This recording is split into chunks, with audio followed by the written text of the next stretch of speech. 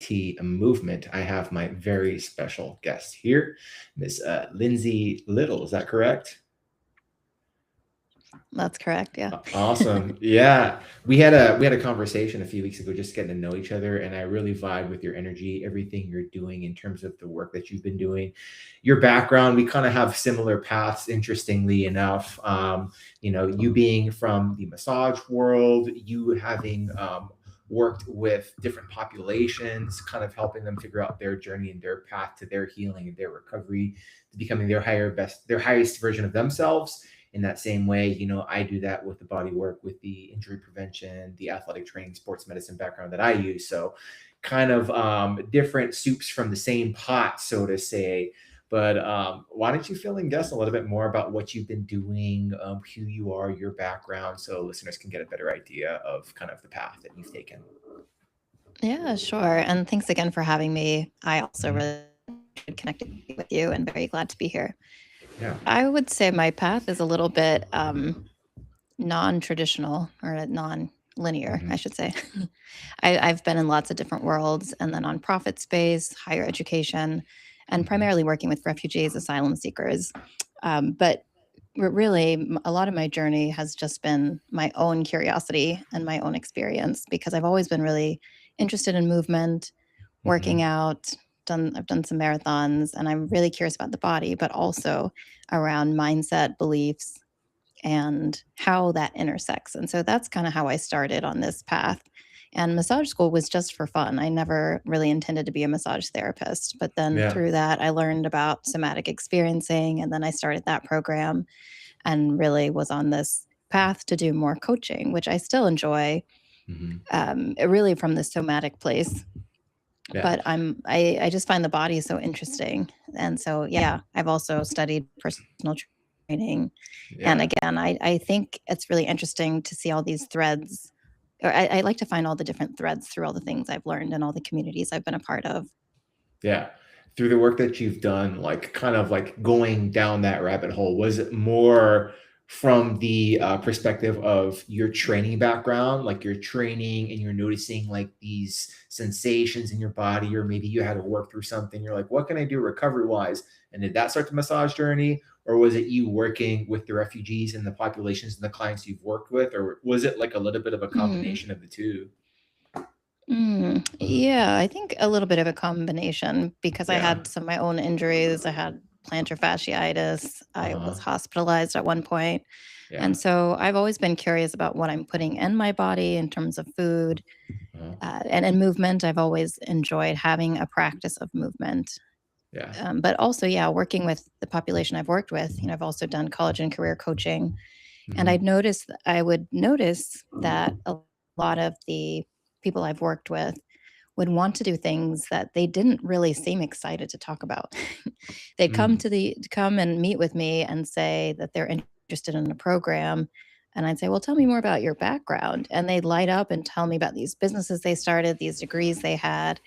And I was like, well, why do you want to come and do these other programs that don't Yeah. really seem that interesting? And so really a little bit of a combination because I just saw so much brilliance and passion Mm. and resilience and ability to create.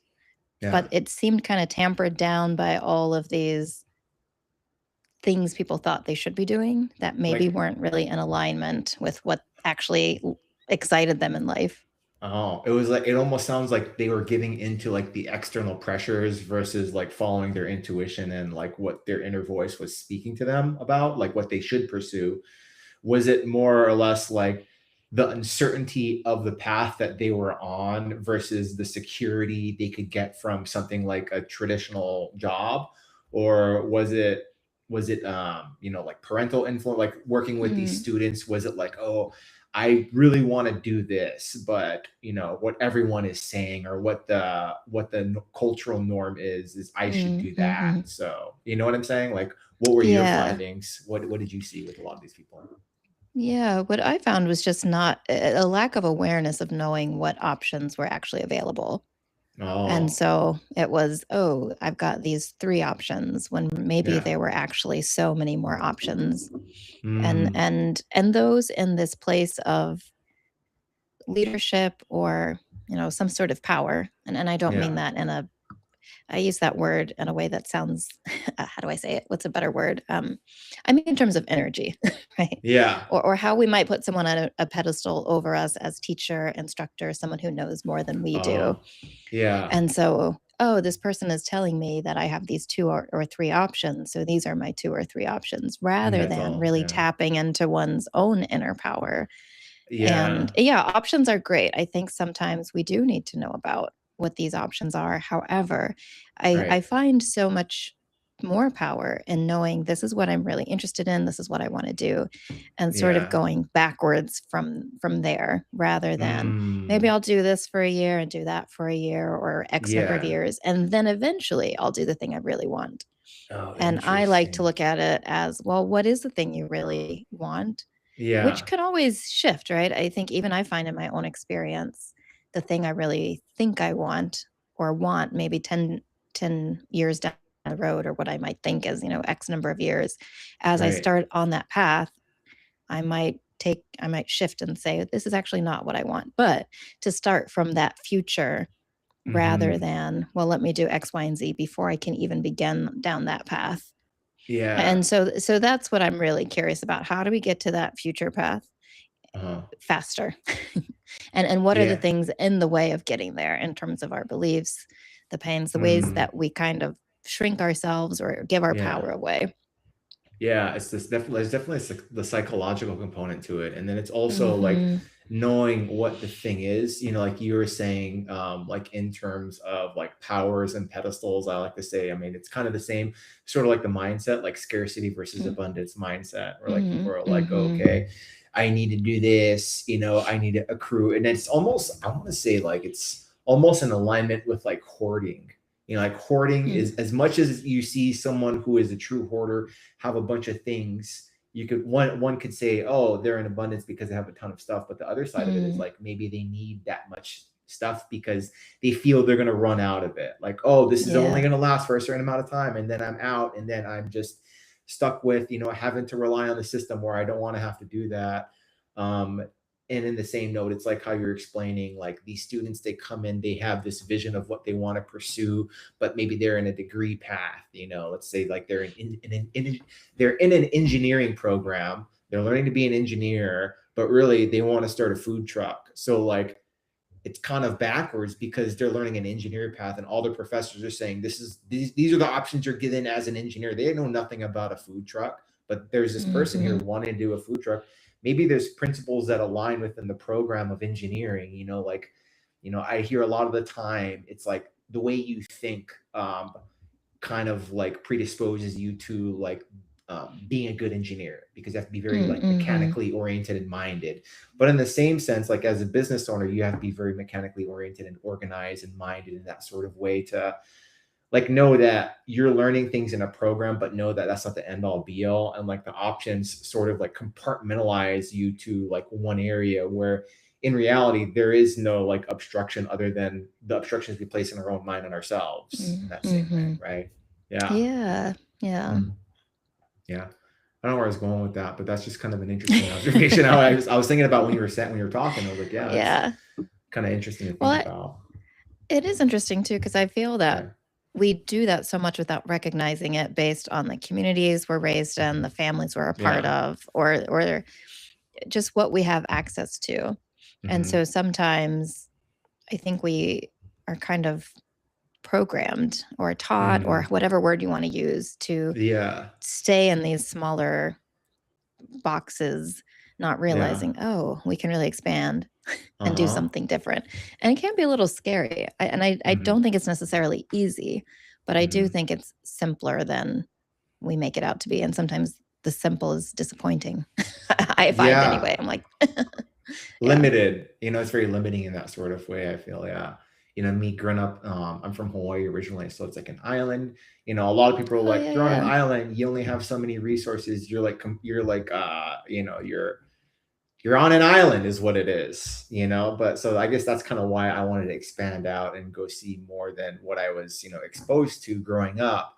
But at the Mm. same time, I have so much more appreciation. Like my family and I, we were just there a few weeks ago, and just kind Oh, of nice. reconnecting. And last time we'd been there is when I was in grad school, living there, in Mm-hmm. 2020, and then we moved here. Hadn't been back since, and we go back, and it was just kind of a nice kind of refresher just to kind of get back to that.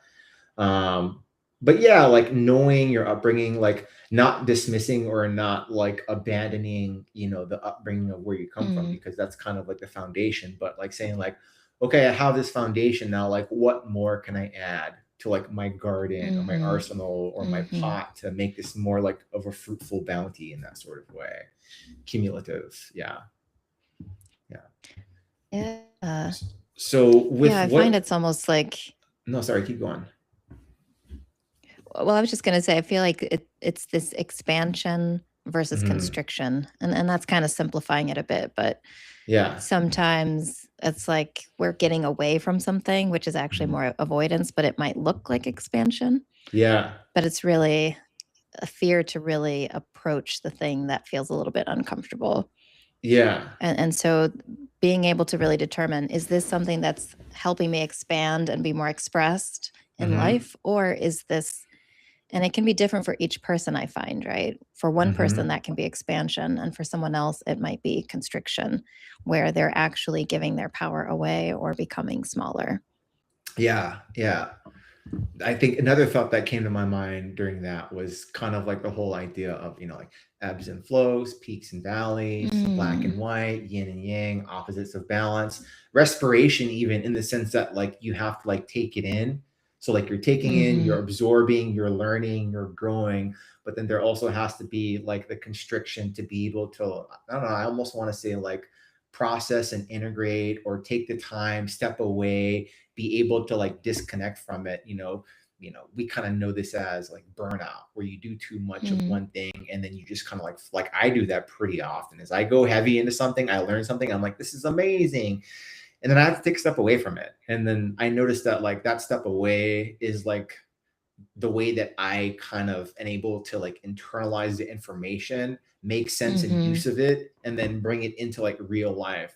It's like you read a Mm, book, or if you're in school, like you're learning the coursework, but we all know that theory and practicality are two completely different things. Where you're going to have mm-hmm. some concepts and things that like come from the book, but it never, usually, almost always never translates into real life. The Oh, right. principles, maybe certain things apply, but it's like, wow, like the book said this, and this is actually how it's happening. I didn't even think of it like that. So that's kind of where life Mm-hmm. experience come into play. Yeah. Yeah.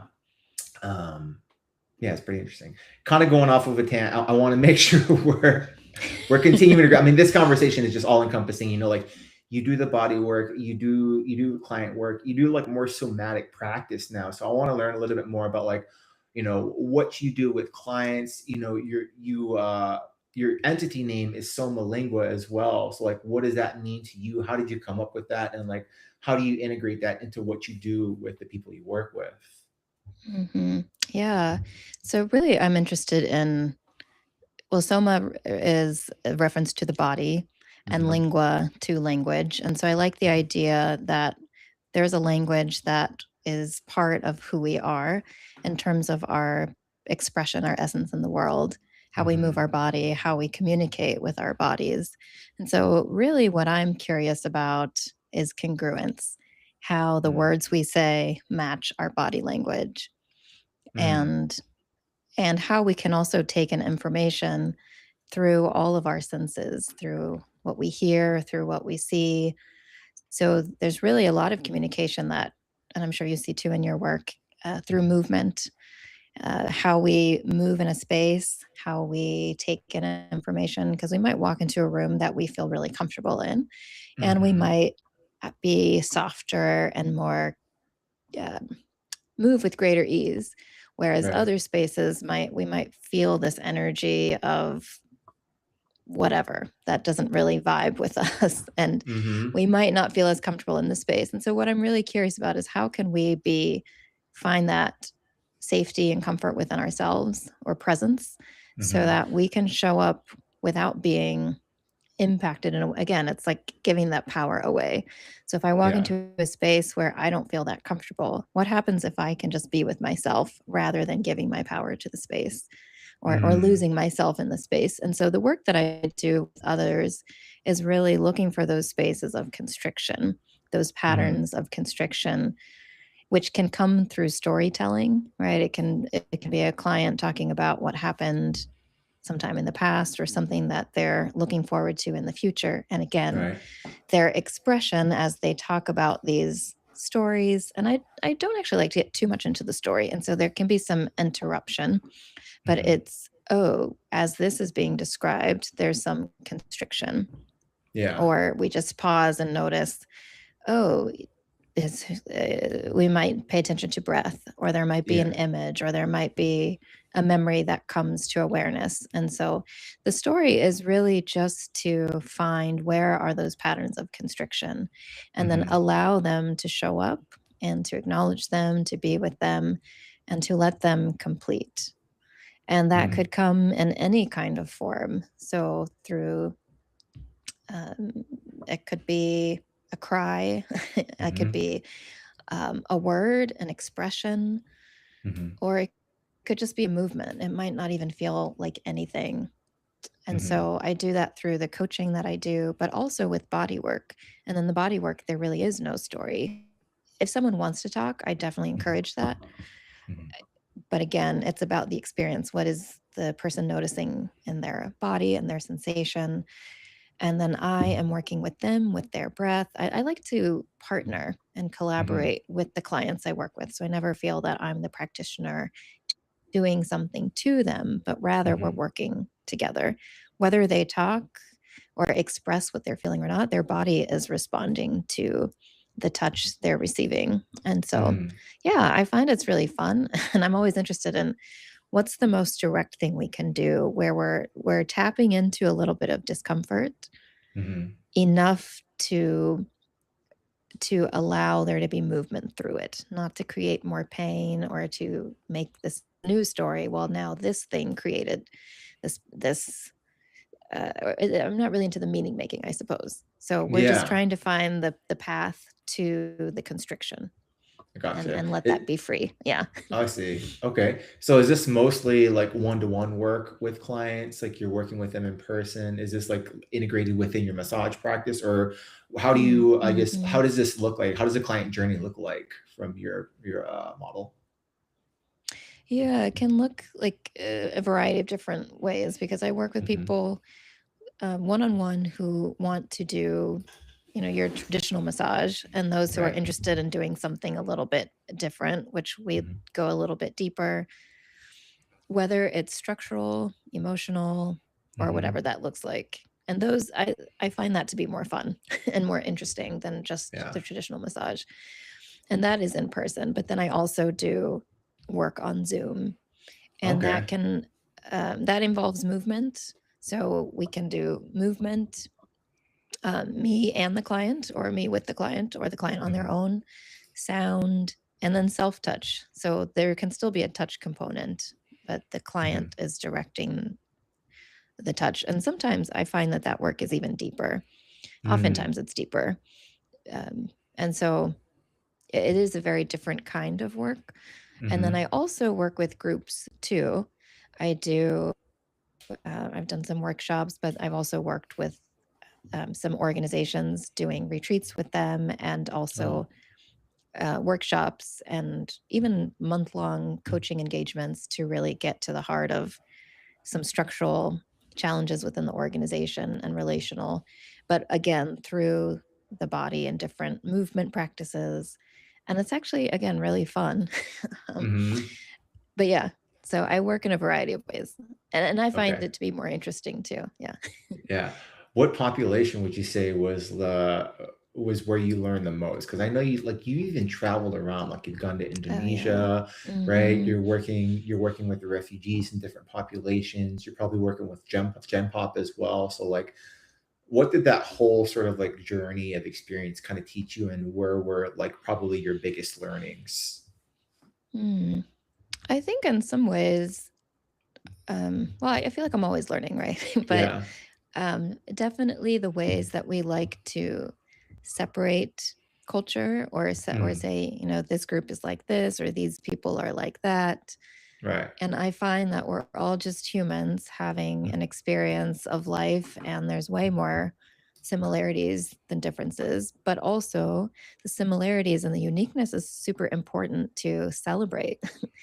And mhm, so, again, it's kind of that same thing around the constriction and expansion. For one person, celebrating the differences might actually be more useful, whereas for mhm, someone else, finding those threads of connection might actually be more useful for, and I think we're all of those things, or on different mhm. paths and lots of layers all the time. Yeah, yeah. What do you find many of your clients are looking for? Like when you're talking about threads, when you're talking about being curious, when you're Mm, talking about just kind of like the body work and just making meaning through movement. What are mhm. most people who come to you looking for in terms of, I don't know, whatever the case might be? Yeah, I would say freedom. Yeah. Freedom from the pain they're experiencing, the Hmm. challenges they're facing in life, and they might be in a great place, but they just might want to feel more relaxed, Mm, more connected to themselves. yeah. What how do you, I guess, like, how do you integrate all of that? So like the somatics with the massage, with sort of like your background in like public health and counseling. um how have you made it like your style, and like what do you find is your biggest attribute in terms of, working with clients? Mm, my biggest attribute. Well, I have not worked directly in public health, but maybe Hmm. adjacent to it in some ways. Yeah. But I would say the way that I integrate, or what I find, um, well, what I find to be the most useful and to be the most, for me, how I like to work is just Hmm. being playful. Yeah. And there's a way that I think we can make things difficult or painful become really emotional or hard, or create the story. And we have this whole, at least in my experience, we really want to create this space of empathy. Hmm. But I find sometimes, to me, it feels like giving power away again. Because if I'm giving empathy, I'm giving my power away. Hmm. And I don't mean to discount empathy. I think it's really important, but I find sometimes, like, not making it a big deal, like, "Oh, Hmm. it's really that's something really hard," or labeling it as something, I think, can keep us stuck in the story. Yeah. And so I'm not interested in downplaying it, or not being empathetic, but I am interested in how can we find a way to make this experience of moving through it more playful, more interesting, more curious, Mm, rather mhm. than this deep, heavy story that it's like a ball of Yeah, chains that we're carrying with restricting. us. Yeah. Yeah, yeah, yeah. Do you find like, because you are like, I wanna say, like, clinically integrative in terms of the different modalities that you can use, that clients are looking more for, like, a concrete method? Do you feel that, like, sometime with certain clients, you have to stay in a lane? Or would you say that's Mm, kind of the reason why people come to see you, is, like, they're looking for something a little bit more, like, I guess, out of the pocket, yeah. in terms of finding relief or finding that freedom that they're looking for? Mhm. Yeah, I do think some people are surprised by what I offer. Even I Yeah. surprise myself sometimes, because Yeah. I'm really looking for how can we all be more expressed, including Yeah. myself. And so often the work that I do with clients is, again, me following curiosity, again, in Mhm. partnership with the client. If they find Yeah. it interesting to explore, we'll explore. Right. But I don't really follow a particular methodology, though, yes, I am trained in somatic experiencing, breath Yeah. work, massage Mhm. therapy, Reiki, but I'm really just connecting with the person and Yeah. really exploring and checking in with them like, hey, I have a curiosity about this. How does that sound? Is that interesting? And then Yeah. we'll go there. And so, yeah, when I finish sessions, sometimes people will say, "What is it that you're doing? What is this modality? I've never done this Hmm. before." Or Yeah. I'm really curious, and I say, "Yeah, I just am integrating all the things that I know to do." Yeah. And so, yeah, I do. People tell me what I'm doing is different than what they've experienced, Yeah. but I can't say what it is, and it often surprises me sometimes. I mean, Yeah. if I can do something in one session and that's it, that's Hmm. ideal. But obviously, sometimes it can take more Takes time. for Yeah. significant change. But sometimes I think Yeah. when people come to me, they're kind of at this place of needing something to shift, and I think it's just even a accumulation of all the things they've done prior to working with me Hmm. that that maybe creates whatever shift is useful in that moment, particularly with the body work. Because I Hmm. find sometimes someone will come to me and say, I want to focus on somatic experiencing, and they're really not interested in touch Yeah. or massage, I should say, because that touch is a little bit different. Yeah. But then I'll sometimes say, I wonder if massage here would actually be more of a benefit to you in this particular challenge. And we can Yeah. explore that, see if that's useful. And then that might actually help them more than what they feel is, or what, I saw this thing on, they might come in and say, I saw something Right. on Instagram, or I saw something, and can we do this thing? I'm Yeah. like, They're yeah, always we the can. best. Yeah, those are the best. Yeah. But I find too that's interesting because like quite often I find like the things that your body tells you that you need to avoid sometimes are actually like the thing you need the most. You know, it's like you Yeah. hear you hear people that like work out like, man, there's gonna be days, and it's not at all the like, grind till you die type of thing. It's just like, people are like, oh, like there's days where I'm working out and I'm training and I don't want to be there at all. But those are the days that I show up. And even if you do a little bit, you don't have to do like everything that you expected to do. But if you're just doing a little something, you feel so much more better afterwards. And that's kind of like the Mm-hmm. same note to what you're speaking is like people come in and they say they see things on social media, and we're not even going to go there, but some people might say, oh, I wanted to try this, or I don't want to try that, and then you just ask those clarifying questions, just how you do in that sort of collaborative way where you're having a conversation, you're learning, you're understanding. And like when I'm working with clients, I take so long, like my history taking, I'm very thorough with that, because if you take a good history, you're going to have a good idea and have a more effective treatment more oftentimes than not moving forward. Um, Mm-hmm. and I think kind of the other thing that you were speaking to is that, you're saying that clients that come to you, they've never really experienced the type of work that you're bringing.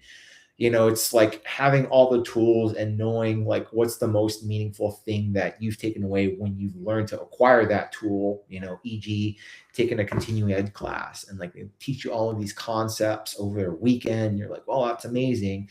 And out of the whole Mm-hmm. class, you take maybe like 5 pieces and you add it to your belt and you're saying, okay, these are the most meaningful things that I can use. And you Mm-hmm. integrate it into like how you practice. That's like your style, that becomes part of who you are, your style, your methodology. And yeah, it's interesting, when you're doing something that like not a lot of people are doing, it's almost like, for me at least, I can speak to this and say that like I question sometimes like, am I doing the right thing? But then I remind myself, it's like, like this is innovation. This is what it is. Mm-hmm. This is the becoming of something. So you just have to continue to pursue it. And as long as you're having results, as long as you're having people back you, whether it's a community or Mm-hmm. clients you work with, just kind of like sort of giving you that affirmation that you're on path, and you just continue to do, in that sort of way. Yeah, Yeah. 100%. I love the Mhm. laboratory exploration aspect of the work that I do, and how Yeah. I partner with others, the clients, but also I work with, I have a great referral network as well of Mm. other practitioners that I work with who refer clients to me, and then where I can also refer out. And Yeah. those in, from physical therapy to Hmm. chiropractic work, or doctors, or even those I partner with. Oh, And that's so, awesome. yeah, in fact, someone that I work with said, thank you so much for working with my client. You helped her get through Mm. whatever it was that was keeping her from the work that we were doing.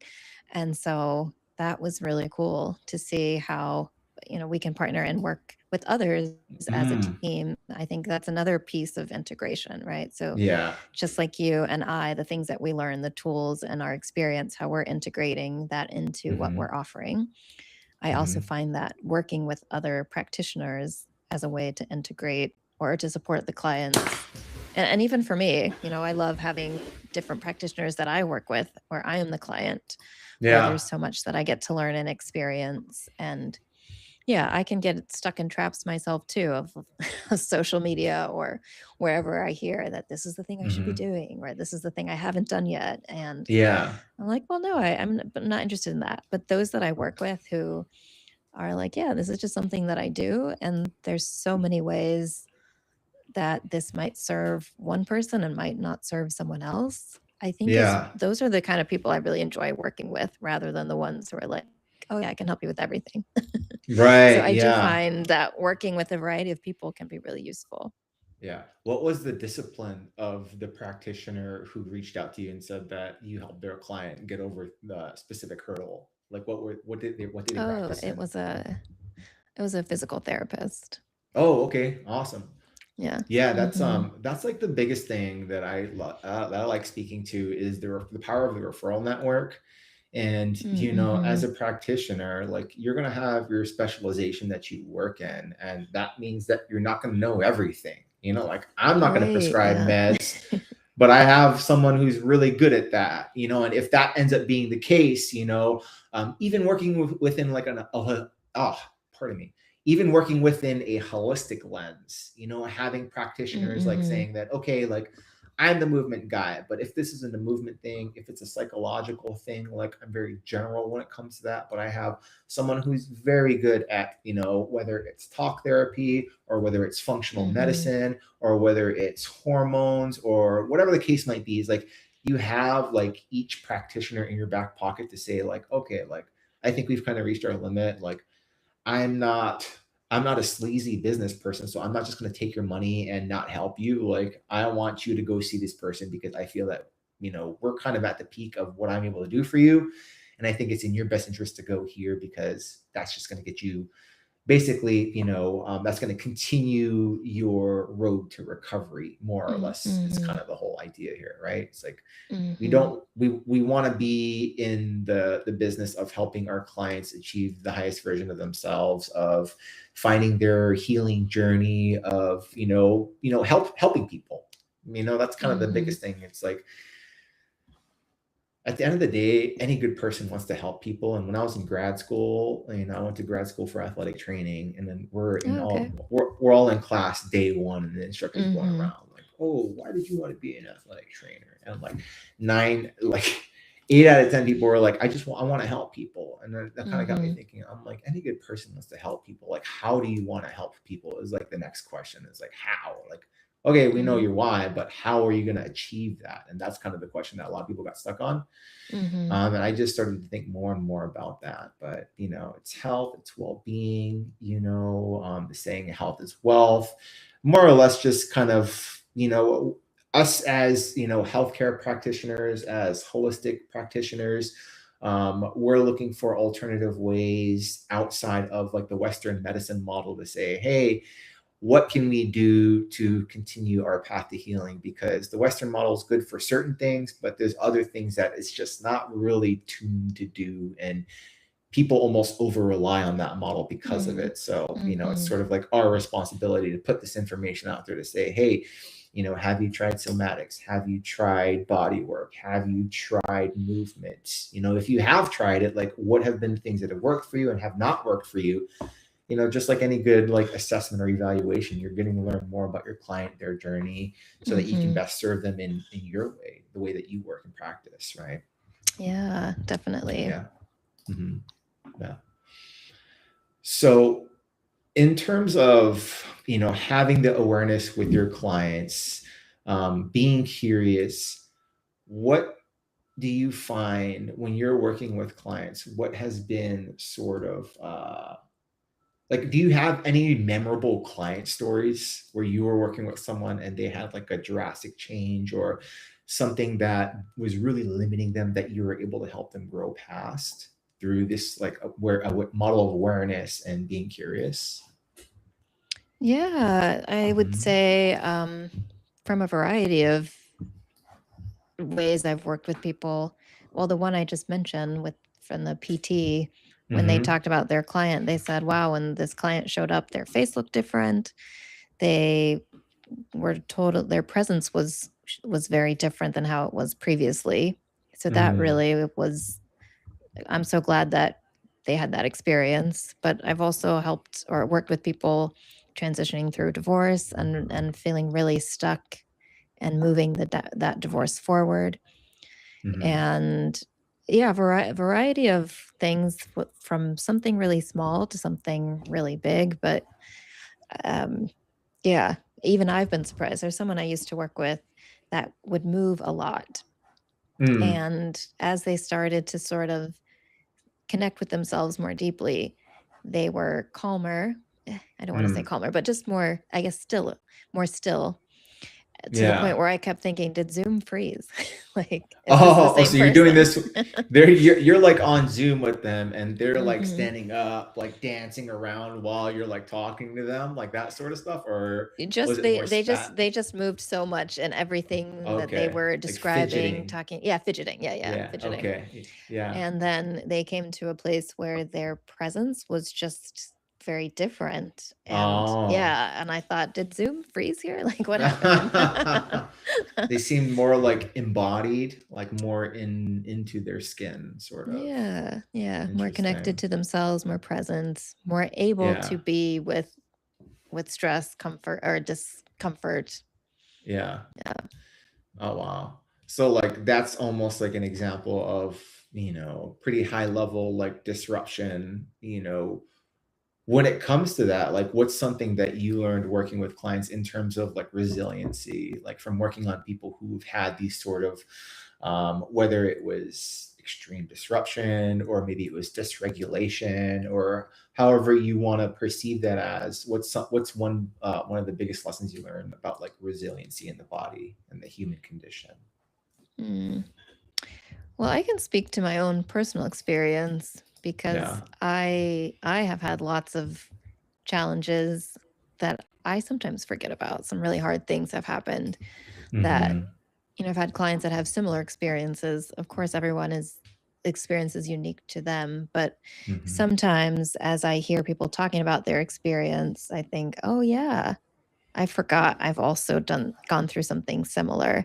And the fact Mm. that I can be present to their experience, Yeah. and I've done a part of the reason I do this work that I do is because I also receive this work myself, Mm. and I still receive it. It's not like, okay, now I'm great and let me Right. work with Yeah. others, but I find that, wow, I can be more present with myself, and I Yeah. am able to face things in life that I'm maybe 10 years ago, 5 years ago, 2 weeks ago, or however Right. long, that I respond differently to some of those experiences, and Yeah. I can let it just be what it is. And Yeah. so that to me is really something that I find really great. I'm grateful for that, that I can Hmm. experience a different quality of life myself.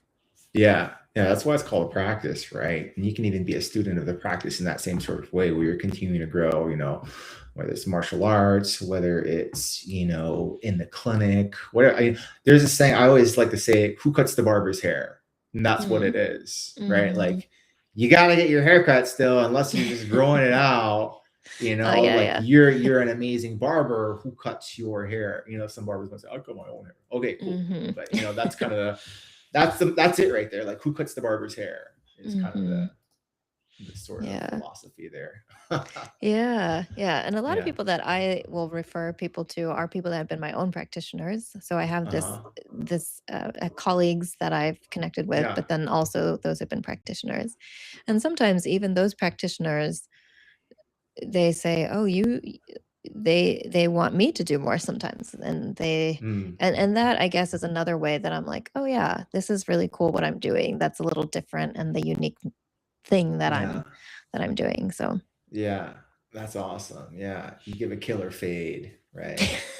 yeah. The barber terminology, the barber terminology. Yeah. So in this in this sort of like realm of like almost like spiritual, metaphysical energy work, anytime you're working with like this sort of within this lane, I like to say, like, especially in the world, like if you're like body work, mind work, whatever the case might be, there's going to be an exchange of energy, so like, Mhm. how do you find, like, because sometimes you'll have clients, and I've experienced this as well, is like you're working with someone and you kind of absorb the energy, whether it's positive, whether it's negative, whatever the case might be. For you, how do you protect yourself in this work in terms of the energy exchange? What is your nervous, do you have like a nervous system regulation practice that you integrate, or and like what does that look like for you? Mm. Yeah. What I like to do is, even when I'm working with a client, Hmm. I like to let them be with their own energy. And so it kind of goes back to what I was saying about that empathy piece, or that Hmm. Yeah, for play sure. curiosity. Because if someone is deep in their experience, that's great. Hmm. But a lot of what my work is doing is letting them be in their experience and also in the present moment. So Hmm. they're letting the emotions or their response in the moment get amplified as much as we can, let it get bigger, but Yeah. also being in check with the present moment. And so in that space, I don't take their Yeah. experience on myself or try to manage it or try to absorb it, but rather, okay, yeah, that's your experience. Cool. Yeah. Like, can we Yeah. be with it? And so in the practice that I do with others, I really am trying to hold my own space. Mm. And I pay attention. Someone that I work with as a mentor is often checking with me too. Well, what did you do with your feet? Were you touching the ground? Were you connected? Oh, Another person I've worked with, a teacher, will talk a lot about the spine. And is your yeah. spine with you, or are you with the other? Are you giving your Oh, power, your energy to them? So that's yeah. another way I can sort of check, or even my level. Am Hmm. I sort of over someone in my position towards them? Am I at their level? And what's Mm. happening with my feet? Where is my Yeah. spine? So I'm also kind of in check with my body and Mm. my positioning. And then I will sometimes also do this practice of sort of clearing my um, energy just with intention. Yeah. Interesting. Okay. Do you find that there's actual, I'm trying to figure out how to ask this. It's like you have these sort of cues or practices or things that you do to make sure um, that it's almost like Reiki etiquette. I don't know. That's like the phrase that came to mind. Reiki etiquette. Do you do you feel there's actually something that's happening in terms of a specific phenomenon? Do you feel it's more just kind of like habitual practice that gives you the alignment through setting those intentions? um, is it like almost like a superstition? Like, I used to work in athletics. Baseballs are the Mm. most superstitious athletes ever. I remember we're sitting in the pitch. I'm kind of side tangenting here, but it's gonna come back to the question. We were sitting in the dugout, and like there are certain rituals that the players would do. Like, if you walked in front of them before they were gonna go out, they would throw a fit. You had to like sit on a certain side. There Mhm. were like specific rituals that they would do. I'm like, you guys are freaking out of your mind, dude. It's not even. This is not contributing to the game. Like, that's why we lost, or they just get super wound up. Okay, Mhm. now coming back to what I was asking here, do you feel that the Reiki etiquette, I'll just call it Reiki etiquette, that I mentioned earlier, is that more or less like, do you find that's what it is, or how would you best sort of um, explain these sort of practices within what you do? Yeah, that's a great question. Even though I practice Reiki, I a friend of mine calls me, well, he said I'm like analytical woo woo. So Yeah. I'm very much like, I don't know what's really happening here. And if something is happening that's really useful, Yeah. and that's great. And I celebrate that. But I try to leave the meaning making or the superstition out of it, Yeah. because I find, at least for me, it's just creating a story, and creating a story is me giving my power away to Ah, that story. And yeah. so, what happens if I'm just with whatever's happening? So, often the way that I Okay. use Reiki, and even when I learned Reiki, I learned two different ways, Mm. more through a US lineage of Reiki, and then one more through a Japanese lineage, which is a little bit different in how it's taught. Mm. Because I think in the US, it doesn't involve, at least the way that I learned it, doesn't really involve touch. And Mm. in the Japanese way that I learned, it does involve touch. And some of what I learned in the touch, I said, well, this feels like a massage move, or even it Mm. feels like somatic experiencing. So sometimes I wonder, is this Reiki? Is this somatic experiencing? Is this massage? So I feel that I'm sort of integrating it and what I'm doing anyway. Mm. And so if I make a story of, oh, this means this, or I'm doing this, or I find it's less impactful. I see. And so yeah. So the way that I do it, I kind of use it as a springboard for conversation to explore whatever's interesting, and Mm. let that be what guides the work. And in fact, sometimes it's the client that's having more of an experience than I am. They might see color, Mm. they might experience something that is a little bit more out there. Yeah. Um, but I'm not necessarily experiencing that. And so I'll always be checking in with them. How does this resonate with you? And Mm. for me, it's not about meaning making, because the way that I Mm. do it, there's an image that comes to my awareness. And I'll also check, is that really coming? Is that my own thing, or is that their thing? And so I do Yeah. have a way where I sort of have that in check, that I learned in studying Reiki. But Oh, then we let that be the thing that we explore. And so yeah, I find that to be really fun and that's more interesting. interesting. Yeah. Yeah. Yeah. It's almost like an intuitive body reading. Like they're just giving you the Yeah. information, and Hmm. then you're just kind of like you're not like a satellite, but you're like almost like that. It's like you're, yeah, so like they're telling you the story, and then you're just picking up on the key sort of inferences that Mm. Well, sort of the opposite. So I'll do kind of a scan, yeah. and then there'll be some image that comes to my awareness. And Okay. it can be the most random image. Like one time it was a cactus, and someone's like, oh, that Yeah. really resonates. How it resonates is not really the point for the way that I like to Yeah. work, but rather, Uh-huh. as this resonates, what are you noticing in yourself, or what are you now aware of, or Mm. how can we use this image to explore the thing that resonates for you or that doesn't resonate for you? And from there, we move the energy. And so Huh. it's a little bit different, and it can be with touch or without touch. So there are different ways that I integrate ways I've learned to do Reiki. And again, Yeah. I'm sometimes doing Reiki, I'm sometimes doing somatic experiencing, and sometimes doing massage techniques. And I try to let the clients know what I'm doing if it's relevant, or ask them for their consent or permission to do something, Yeah.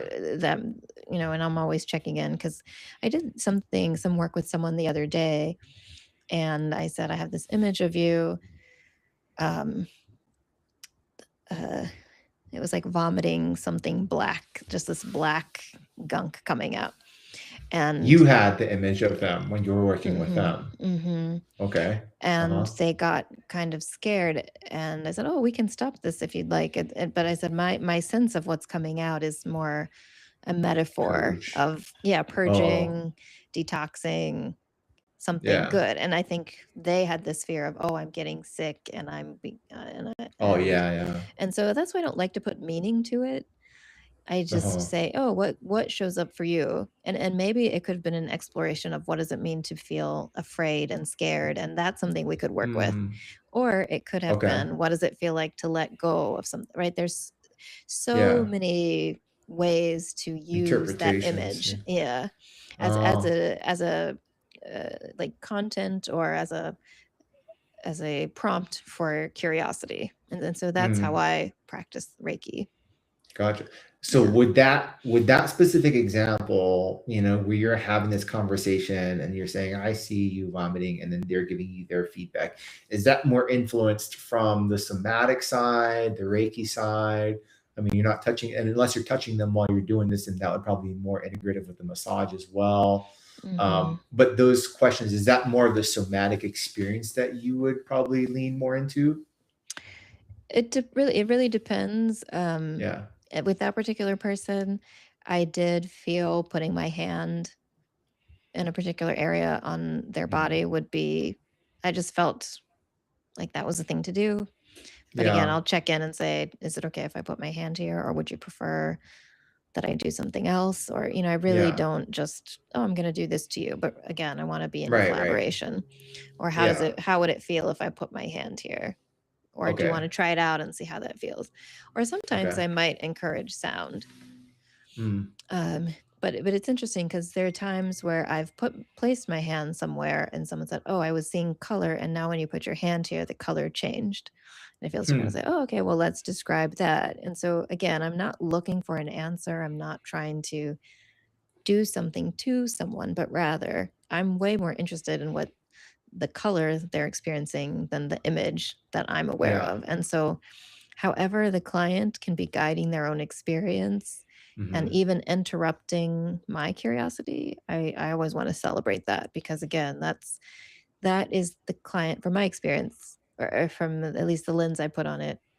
Whenever the client is in their own experience and they're talking from their own experience, they're more connected to their essence, and they're Mm. coming from this place of empowerment, which is really the goal of everything that I do. How can someone be in their own experience and be empowered to make their own choices and Mhm. not do things out of shame, or the should have, could have, would have, or this is what I was told I should do, or what I should wear? And so Mm. that's really the thing I'm really interested in letting go of. How can we let go of these stories that tell us how to be or act, or whatever, fill in the blank, right? Yeah, yeah.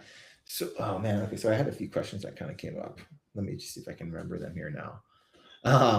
One, okay. So one was, as a clinician, for me, I'm always looking to make results, each session or each day they kind of show up for me. So it's like, okay, having respect to what you said, do you find that you're making meaning based off of what the clients are telling you, so that the next time they show up, you can kind of say, okay, here's where we were last session.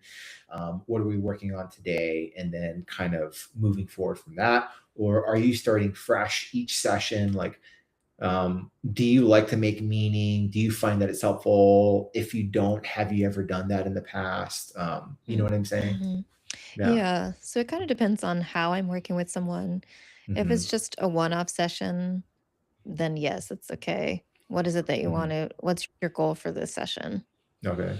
And then they might come back again and, okay, what's your goal for this session? Then they might I come see. back, okay, what's your goal? But if we're starting with an agreed upon number of sessions, then it's, what's Hmm. your overarching goal? Why do you want to do this work together? Hmm. And then for each session, there's this session goal, but it's Hmm. still tapping into that overall, that larger goal for the whole arc of the work that we're doing together. Okay. And so on some level, the arc is uh, more direct, I should say. Hmm. And sometimes that overarching goal might shift a little bit as the sessions continue. But with the one off sessions, they're kind of, oh, I just wanted to book a session. Oh, I'm booking a session. I have this Okay. thing. And sometimes there is something that's being tracked or that's being noticed, but it's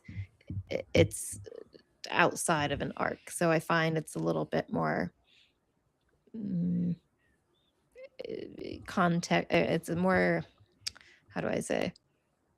We're not working on. So when I work with people through a set number of sessions, there's also weekly emails Hmm. and suggestions for movement, for journal, like journal prompts. Okay. We might stay connected through email. We might do some other sessions in between sessions if that's useful. Hmm. Whereas for the one-off sessions, it's kind of, okay, we showed up, we did the session, see you when I see you or Yeah. don't see you, or, Yeah. um, Yeah. You yeah. kind of have a plan for them though. Like even at the end of the one-off session, you're like, okay, here's what I would advise for you to do.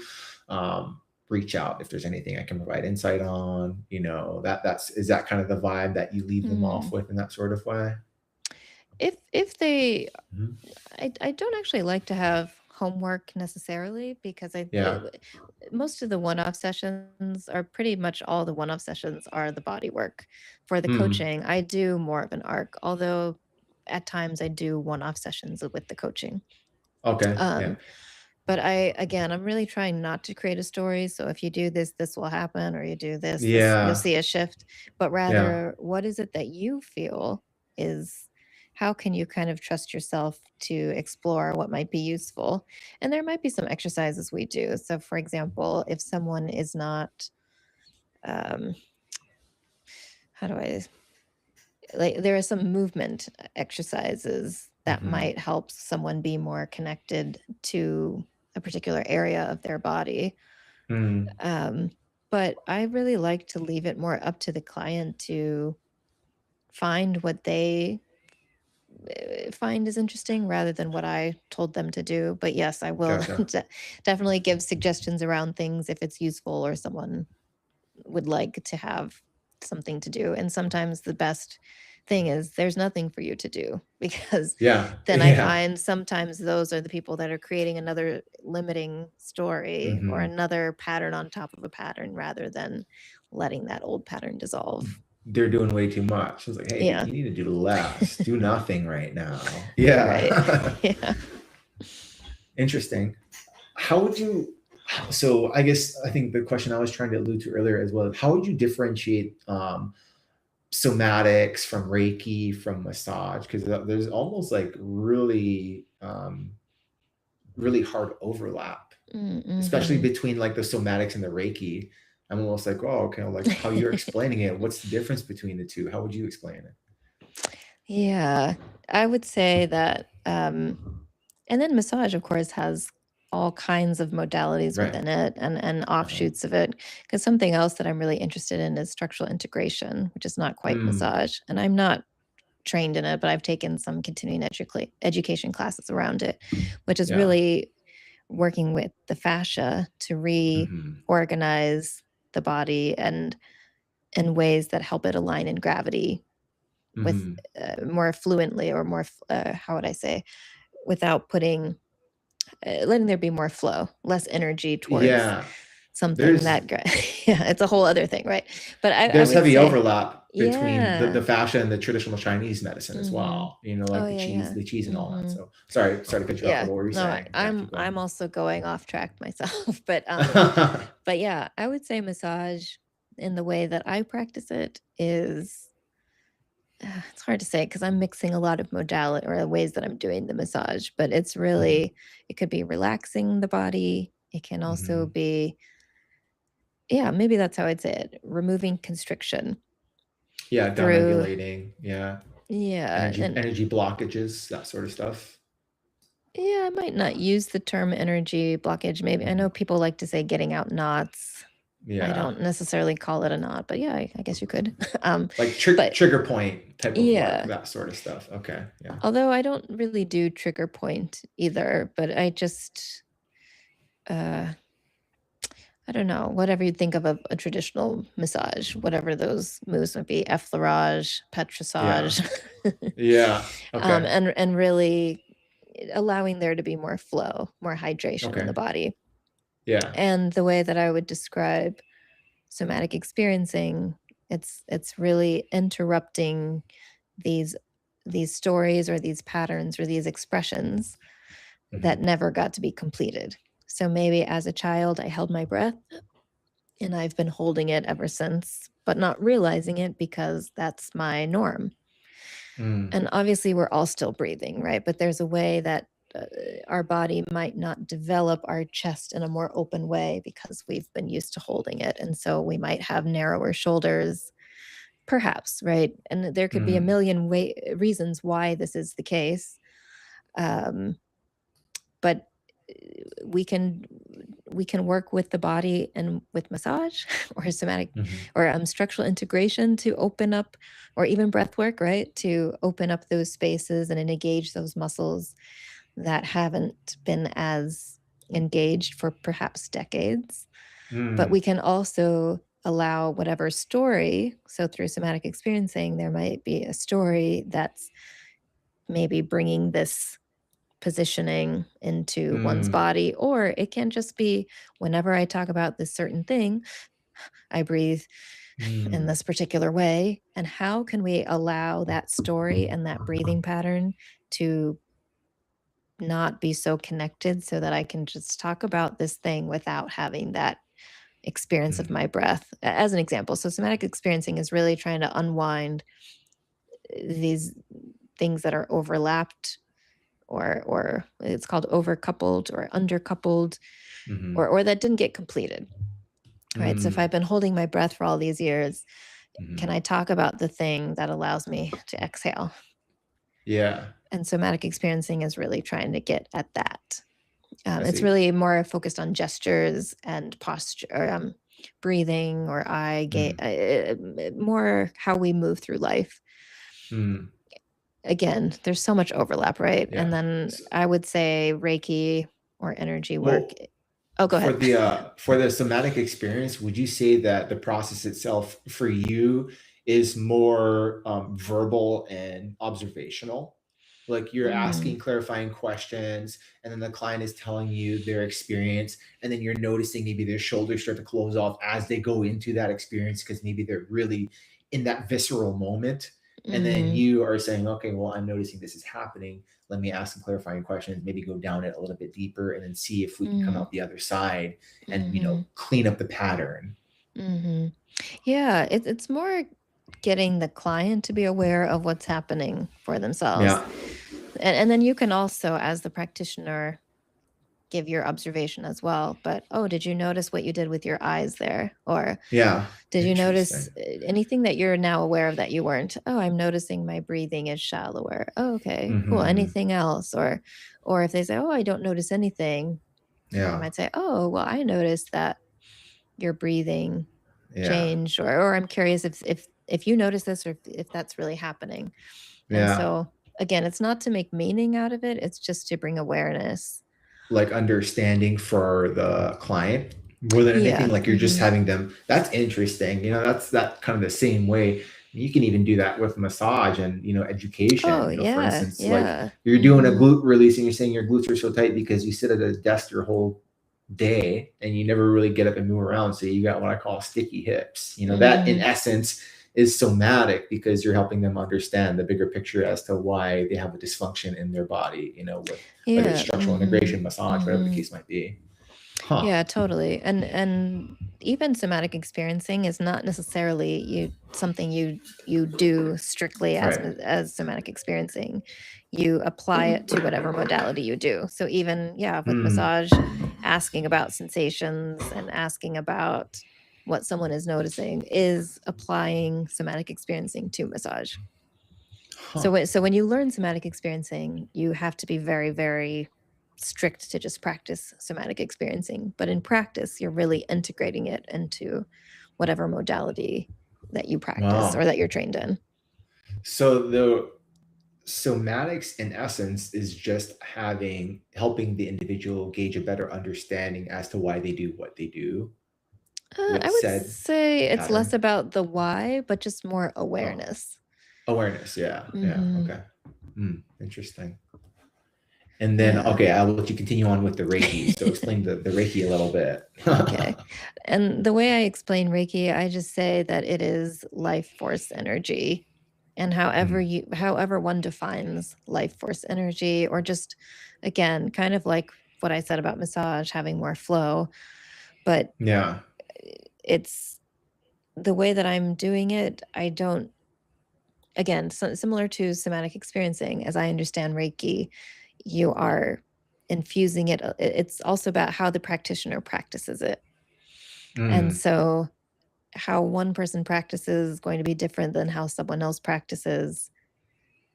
And even if there are Reiki techniques, it's really about energy. And sometimes the way that I'm doing Reiki, I think, is actually a little bit more practical and functional. I'm noticing breath, I'm paying attention to breath. And sometimes I do actually feel a heat. Even my clients will say, oh, I feel heat here, or air, or so sometimes Yeah. you can feel or sense something.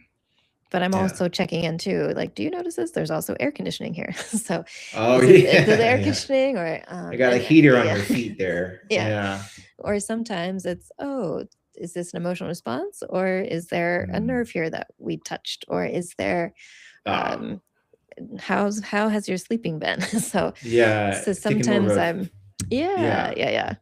Okay. More of like a physiological approach. Okay. I hear Mhm. what you're saying here. Let's not get too into the woo woo here. You know, you got a main artery. It's just flushing blood, right? Um, yeah, And that's there can be interesting. something to that too, right? But I Mhm. like to always ground, even using that word somatic. I think, well, how Yeah. can we just, like, sitting here in this chair is a somatic experience, but we don't Yeah. call sitting in a chair a somatic Yeah. movement or activity, right?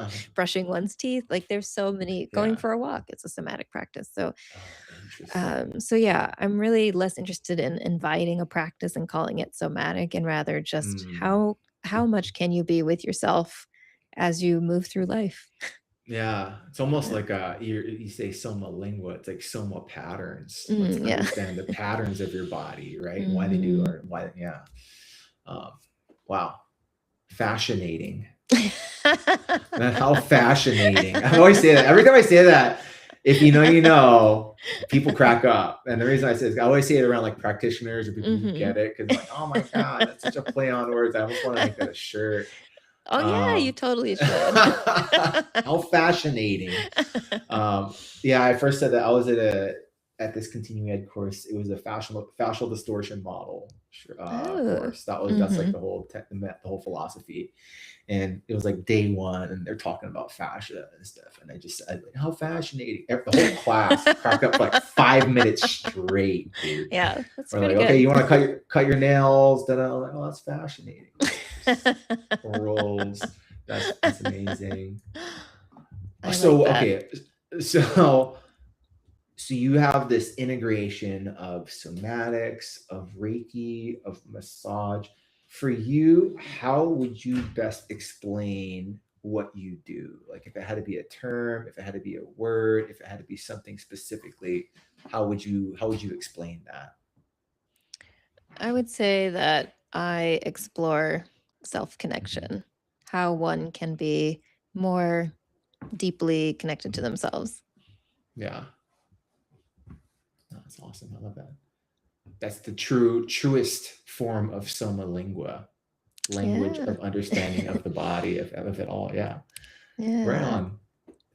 um Lindsay, well, thank you so much for your time with Oh, this. With thank this, you, Sheldon. I Yeah. learned so much about what you do through your experiences. I'm sure the listeners are always also very interested in learning more about what you do. So I wanted to spend like this next moment here. If you could just let people know where to find you. I think you mentioned as well you're offering like an energy reading as well. So I want to make sure that you give all your shout outs here so people know where to Yeah. find you. And I'll also post all of this in the show notes as well. Yeah. Sounds great. Thanks, Sheldon. Yeah. So Yeah. somalingua.com is the best place to find me. And Yeah. probably that spelling and link is will be in the show notes then. um, Yeah. Absolutely. And yeah, so I'm offering an energy audit, which basically is just an opportunity to spend an hour together exploring where we're putting our energy. It's not as woo as it might sound, right? It's Yeah. again from a very practical place, but yeah, wherever we're putting energy, especially if it's leaking somewhere, Mhm. that in my experience can get us out of alignment, out of flow, and put our energies in conflict, or bring out some of that constriction energy again, right? Yeah. Yeah.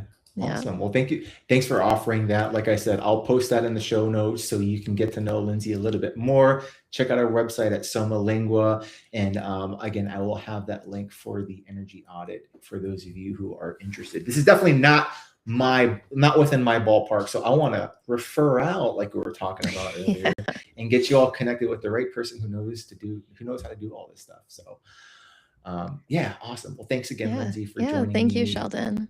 Yeah, absolutely. And thank you all listeners for tuning into another episode. I'll see you all on the next one.